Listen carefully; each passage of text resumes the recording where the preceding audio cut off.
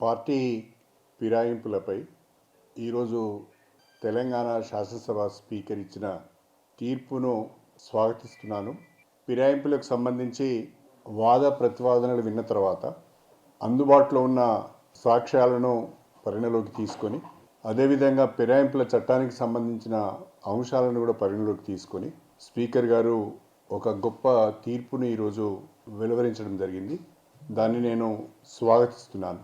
ప్రధానంగా BRS party ఎమ్మెల్యేలు మాకు వ్యతిరేకంగా వేసిన పార్టీ ఫిరాయింపుల పిటిషనే చట్టబద్ధం కాదు అనేది నా అభిప్రాయం.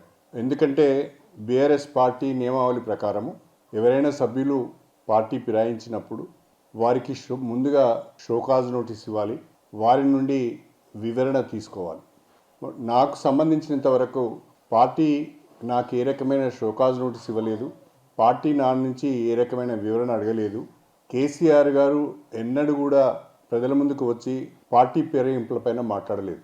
బీఆర్ఎస్ పార్టీ పరంగా పార్టీ ఫిరాయింపుల ఆరోపణలు ఎదుర్కొంటున్న 10 మంది పైన ఎందుకు పిటిషన్ వేయలేదు అని చెప్పి నేను కేసీఆర్ని అడుగుతున్నా.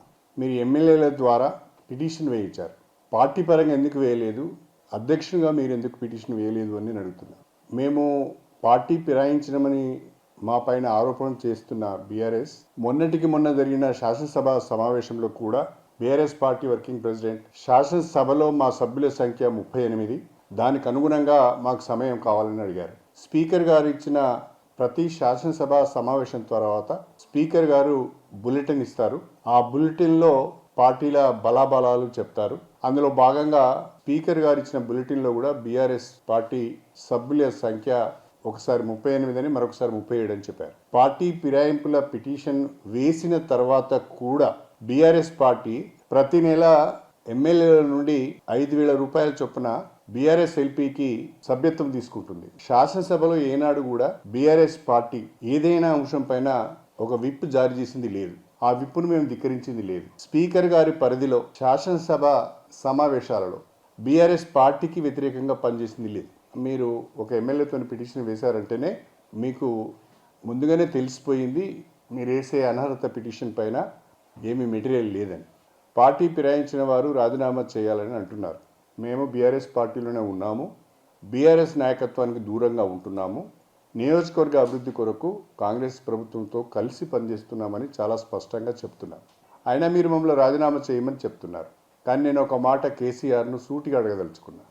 2014 నుంచి 2023 వరకు మీరు ముఖ్యమంత్రిగా ఉన్న సమయంలో ఎన్ని రాజకీయ పార్టీల నుంచి ఎంతమంది ఎమ్మెల్యేలను మీరు పార్టీలోకి తీసుకున్నారు?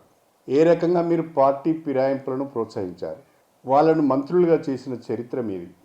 పార్టీ ఫిరాయింపులకు సూత్రధారి మీరు. తెలంగాణలో ఏ ఒక్క రాజకీయ పార్టీ కూడా ఉండకూడదు అని అన్ని రాజకీయ పార్టీల యొక్క శాసనసభ పక్షాలను పార్టీలో చేర్చుకున్నది మీరు. ఆనాడు మీరు చేసింది నైతికంగా, రాజ్యాంగపరంగా, నైతికంగా, రాజకీయంగా తప్పని మీరు భావిస్తే మీరు తెలంగాణ ప్రజలకు గతంలో నేను చేసింది పొరపాటు, నన్ను క్షమించండి అని మీరు ప్రజలను కోరితే మీకు కావాల్సింది నా రాజీనామే. కాబట్టి మీరు తెలంగాణ ప్రజలకు క్షమాపణ చెప్పిన మరుక్షణమే నేను రాజీనామా చేసి ఉప ఎన్నికలు వెళ్ళడానికి సిద్ధంగా ఉన్నాను. ఆ ధైర్యం మీకుందా అని నేను అడుగుతున్నాను. కేటీఆర్ గారు రాజ్యాంగ విలువలను, ప్రజాస్వామ్య విలువలను దెబ్బతీసే విధంగా ఈ తీర్పు ఉందని చెప్తున్నారు. అసలు దీనికి సూత్రధారి, పాత్రధారులే మీరు కదా. మీరు శుద్ధపూసల లెక్క మాట్లాడితే ఎట్లా? కేసీఆర్ గారు ఈ రోజు వరకు కూడా ఫిరాయింపుల మీద మాట్లాడడం లేదంటే మాట్లాడే నైతిక అర్హత లేదు కాబట్టి మాట్లాడడం లేదు.